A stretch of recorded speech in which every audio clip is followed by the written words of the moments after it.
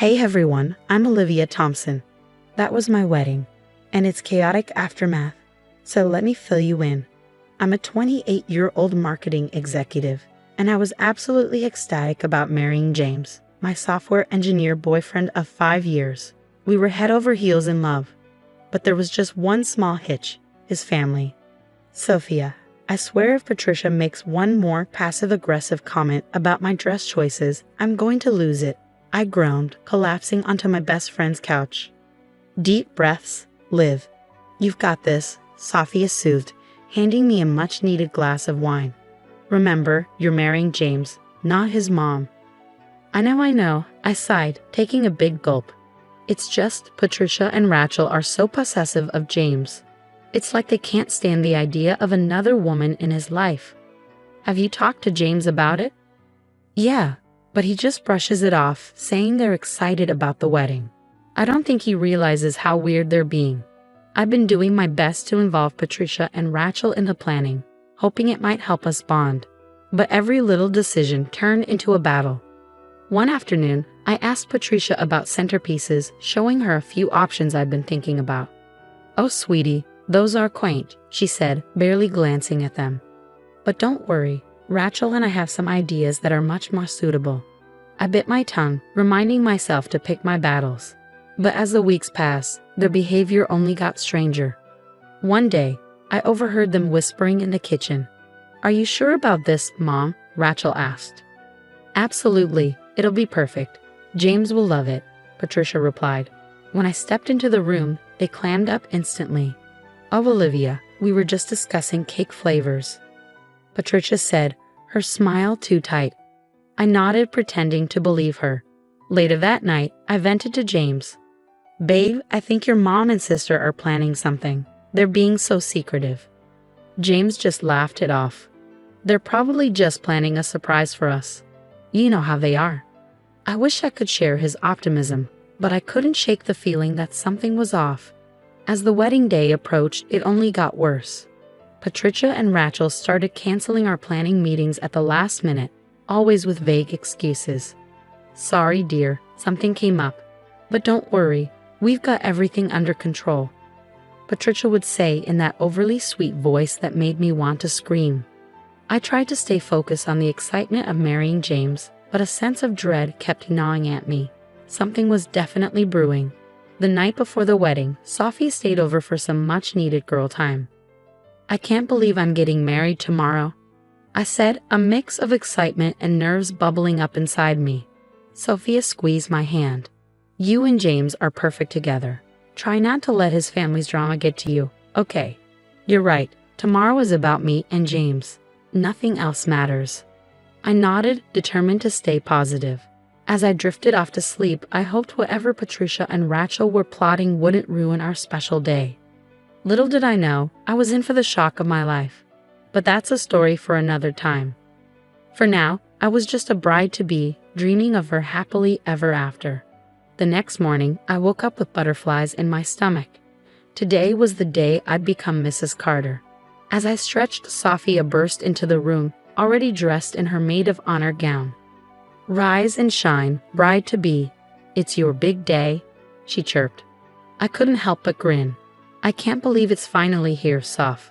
As we started getting ready, my other bridesmaids arrived and the room buzzed with excitement, hairspray, and the pop of champagne bottles. But despite the happy chaos, I couldn't shake my unease. Has anyone seen Patricia or Rachel? I asked, trying to sound casual. My bridesmaid Emma piped up, oh, I saw them earlier. They seemed excited about something. Probably just the wedding, I murmured, pushing down my anxiety. But as my makeup artist worked her magic, I caught a snippet of Emma whispering to Sophia. Did you hear about the surprise James's family is planning? My ears perked up instantly. Surprise? But Sophia quickly shushed her. Not now, Emma. I turned to face them. What surprise? Sophia plastered on a smile. Nothing to worry about, Liv. Let's focus on getting you ready. I nodded, but the knot in my stomach tightened as I slipped into my wedding dress. I tried to shake off the nagging feeling that something wasn't right. You look absolutely stunning, Sophia breathed, her eyes wide with admiration. I smiled at my reflection, pushing my worries aside. This is my day, I told myself, and nothing is going to ruin it. The ceremony began, and as the doors opened, I saw James waiting for me at the altar, looking as handsome as ever. My heart swelled with love. But as I started down the aisle, something caught my eye, 2 figures standing near him. My steps faltered as I realized it was Patricia and Rachel, both wearing white gowns that looked eerily similar to mine. Whispers rippled through the crowd, and my pulse raced. I locked eyes with James, who looked as shocked as I felt. The minister cleared his throat. Dearly beloved. The ceremony continued, but I felt like I was in a haze. I barely registered saying "I do" or even our first kiss as husband and wife. At the reception, I pulled James aside the first chance I got. "Did you know about this?" I asked, my voice tight. "Liv, I swear I had no idea," he said, wide-eyed. "I'm just as shocked as you are." Before I could respond, Patricia's voice boomed across the room. "Wasn't it just wonderful?" James wanted his 2 favorite women to share in the spotlight. I felt like I'd been punched in the gut. James started to protest, but Patricia steamrolled over him. "Oh, sweetie, don't be modest. You told us how much you wanted us to feel special today, too." Rachel chimed in, a wide grin on her face. "We're practically sisters now, Olivia. Isn't it great?" I stared at James, silently pleading for him to say something, anything, but he just stood there, mouth opening and closing like a fish out of water. Sophie appeared at my side, gripping my arm. "Let's get some air, Liv." Once outside, I finally let the tears fall. How could they do this? How could James let them? Sophia hugged me tight. "I don't know, sweetie, but we'll figure it out." Just then, my phone buzzed with a text from Emma. "OMG, you won't believe what I just overheard Patricia saying." I looked at Sophia, a mix of dread and determination washing over me. "I think it's time we did some digging. This isn't over." As we walked back into the reception, I plastered on a smile, pretending everything was fine. The party continued around me, but inside, I was already planning my next move. Patricia and Rachel might think they'd won, but they had no idea who they were messing with. The morning after the wedding, I confronted James in our hotel room, my emotions a swirling mix of anger, hurt, and confusion. "James, we need to talk about what happened yesterday." He sighed, running a hand through his hair. "Liv, I'm so sorry. I had no idea they were planning that." "But your mom said you wanted it, said you wanted your 2 favorite women in the spotlight," I replied, my voice dripping with sarcasm. "That's complete bull. I never said anything like that. I'm as shocked as you are." I wanted to believe him, but doubt nagged at me. "Then why didn't you say something at the reception?" "You just stood there." I was in shock. I couldn't believe my own mother and sister would do that, he said, looking miserable.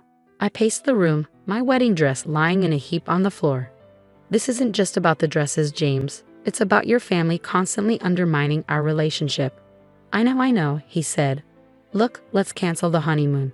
We need to get to the bottom of this." I nodded, already texting Sophia. "We need to start digging." Over the next few days, Sophia and I turned into amateur detectives. We scoured social media, looking for clues.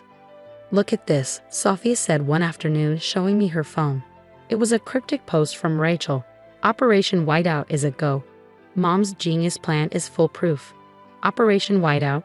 Are you kidding me? I fumed. We dug deeper, combing through James's family's business records. Something seemed off.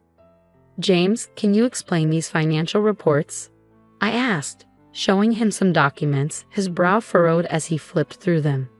"These numbers don't add up. There's money missing." As we investigated further, a disturbing pattern emerged. Patricia and Rachel had been siphonning money from the company for months. "I can't believe this," James muttered, his face pale. Then came the breakthrough. Emma, one of my bridesmaids, forwarded me a series of texts she'd managed to screenshot during the wedding. "Gee, Liv, you need to see these," Emma's message read. The texts were between Patricia and Rachel, outlining their plan to sabotage the wedding and drive a wedge between James and me. Patricia: "Once we show up in those dresses, Olivia will lose it. James will see how unstable she is." Rachel: "But what if James gets mad at us?" Patricia: "He'll get over it. We're his real family. That girl is just a phase." I showed James the messages, my hands shaking. "Your mom called me a phase, James," He looked like he might be sick. I can't believe they'd do this, all of this. We sat in stunned silence for a moment before I spoke again. We need a plan. We can't let them get away with this. James nodded, a determined look in his eyes. You're right. We need to be smart about this. If they've been embezzling, we need solid proof, I said, pacing the room. James nodded in agreement. We should hire a forensic accountant. They can trace the missing money. I grabbed my phone and called Sophia, putting her on speaker. Soph, we need your help. It's time to set a trap. Over the next hour, we pieced together a plan. We'd confront Patricia and Rachel, but not before gathering irrefutable evidence of their schemes. We need to get them to admit to sabotaging the wedding. On record, I said, feeling a mix of anger and determination. James reached for my hand.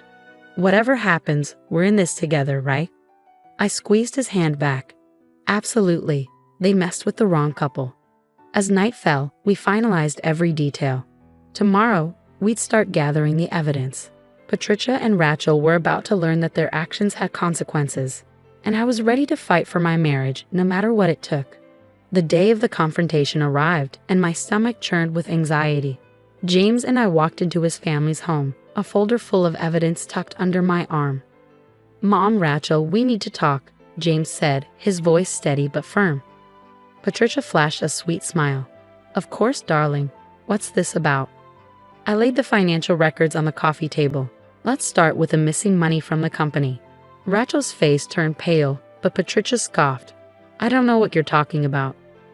Without a word, James pulled out his phone and hit play, letting the recording of their conversation about sabotaging the wedding echo through the room. Patricia's eyes widened in shock. You little sneak. She spat at me, her tone venomous. James, are you really going to let her treat your mother this way? James didn't waver. No, Mom, this ends now. We know everything. Suddenly, Rachel broke down, tears streaming down her face. It was all Mom's idea. She made me do it. Patricia gasped in disbelief. Rachel, how dare you? The room exploded into chaos, with Patricia and Rachel turning on each other, hurling accusations like daggers. James and I stood there, watching in disbelief as years of manipulation unraveled before our eyes. Finally, James spoke, his voice thick with emotion.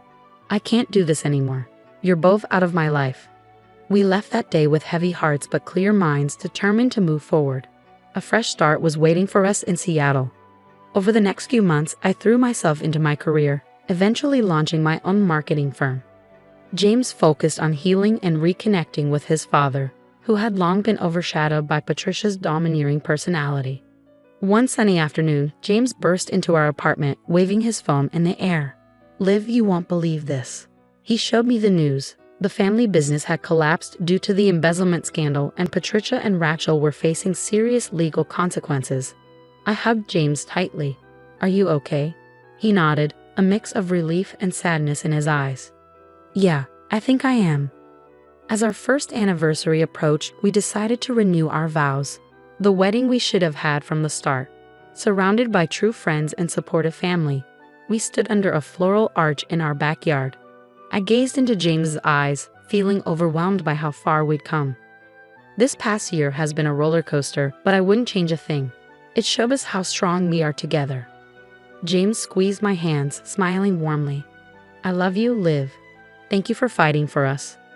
Later, as we danced under the stars, I spotted Sophia chatting with James's dad. She gave me a thumbs up, and I couldn't help but smile. We'd been through hell, but we had come out stronger. Resting my head on James's shoulder, I knew that whatever life threw at us next, we'd face it together, free of toxicity, stronger than ever. The story of Olivia and James has come to an end, but now I want to ask you, if you were in Olivia's shoes, would you have forgiven Patricia and Rachel, or do you agree with the decision to cut ties completely? Have you ever had to choose between forgiveness and protecting yourself from toxic family members? Share your thoughts in the comments below. Your experiences and opinions could help others facing similar situations. If you enjoyed this story and want to hear more like it, don't forget to hit the like button and subscribe to our channel. Your support helps us continue sharing these compelling stories of triumph over adversity. Thanks for watching, and we'll see you in the next video.